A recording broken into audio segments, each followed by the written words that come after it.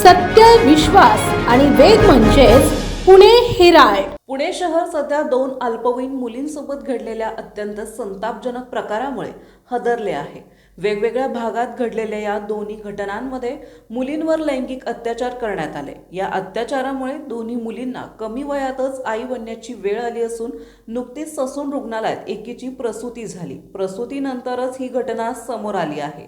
या प्रकरणी पोलिसांनी वेगाने हालचाली करत दोन स्वतंत्र गुन्हे दाखल केले असून आरोपीच्या अटकेसाठी पुढील कारवाई सुरू केली आहे.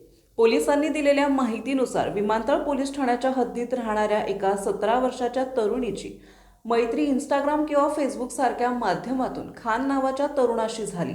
त्याने तिला लग्नाचे स्वप्न दाखवून वारंवार तिचे शारीरिक शोषण केले.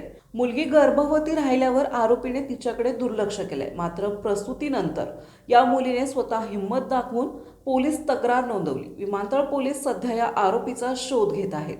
दुसरीकडे खडक पोलीस ठाण्याच्या परिसरात एका 17 वर्षाच्या अल्पवयीन मुलाने 16 वर्षाच्या मुलीला प्रेमाच्या जाळ्यात अडकवून अत्याचार केले. पीडित मुलीची प्रकृती बिघडल्यानंतर तिला ससून रुग्णालयात नेण्यात आले, जिथे तिची प्रसूती झाली. या घटनेची माहिती मिळताच पीडित मुलीच्या आईने मुलाविरुद्ध गुन्हा दाखल केला आहे.